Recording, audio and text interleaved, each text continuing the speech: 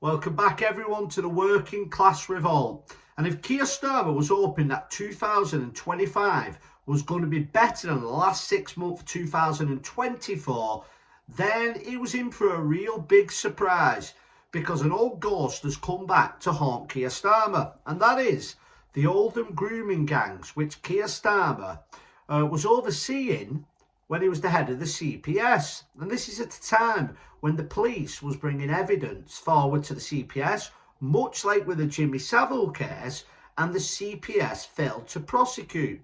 So for a lot of people, not for a lot of people, but for people who might not be aware of the grooming gangs, it was a time in the early 2010s where it came to light that a lot of towns up and down the country had had grooming gangs of men with an Asian background, usually Pakistani Muslims.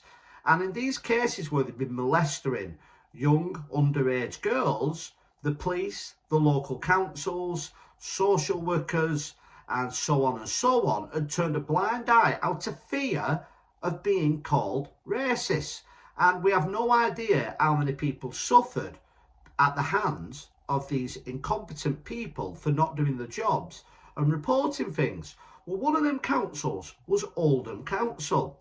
Now, Oldham Council, to its credit, now want to look and find out the errors of the previous council, because it now has a different council in charge of it, and has asked the government for the second time to please do an inquiry to find out who was at fault for allowing this to happen. Now, it's important to say that the first request they made was while the Conservatives was in charge, and they denied the request. Well, now we have a new government in, and Jess Phillips, who is a cabinet member for the Labour Party, for safeguarding, ironically enough, has denied the request and said it's got nothing to do with government. You must fund your own inquiry rather than it being a government inquiry. But before I go on, please take a look at what Jess Phillips said when she was in opposition when we had a Conservative government. Actual reality of what is happening in government currently is a sticking plaster announceable thing like the grooming task force. We're a year on from the independent inquiry into child sexual abuse. Years and years worth of evidence. And a year on, not a single one of the recommendations. The government have said they'll take some of them. There's no timeline for when any of those recommendations are going to happen, and that's both about prevention and supporting of victims who have been victims of sexual violence in childhood. So there you see Jess Phillips taking a completely different tone. And this is my problem with the big two parties in Labour and Conservatives. When they're in opposition, they promise you the absolute world. And when they're governing, they do nothing different than what the previous party did. And that is why when I give you a list of people who are asking for the inquiry, I take it with a pinch of salt, Kemi Beganog, because of course Kemi wasn't in a position in the Conservatives to make this inquiry happen, but she was high enough, and I never recall her speaking out. But Kemi Beganog is calling out now for a national inquiry. Another person is Nigel Farage.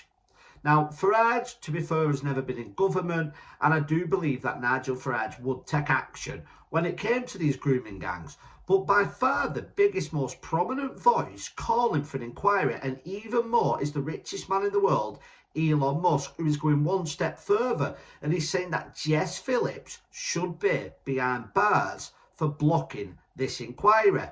And he's also took aim at the Prime Minister, Keir Starmer, and here are a couple of tweets what Elon Musk has said. So Starmer was complicit in the rape of Britain when he was head of the Crown prosecution for 6 years.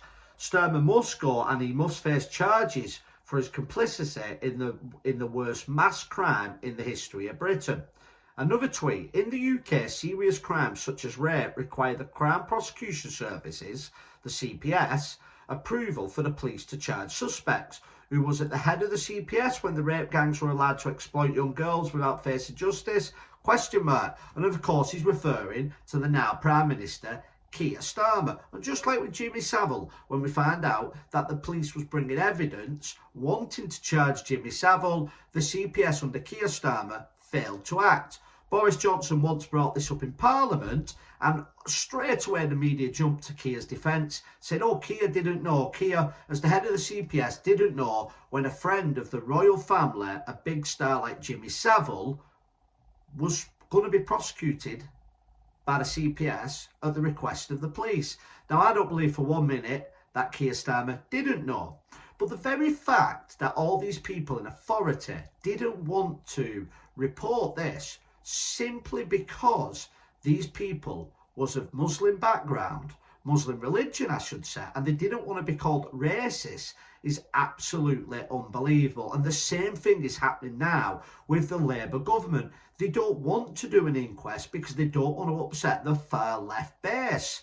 So what do they do instead? They're trying to say nothing to see here, and hopefully it will just carry on and go quiet. But they haven't learned any lessons. This is the whole reason these people was allowed to get away with the grooming of, on many of the occasions, underage girls. But let me know what you think. Do you think as strongly as Elon Musk that these people should be in jail? Do you want to see a national inquiry like Kemi Bagnog and Nigel Farage are asking for?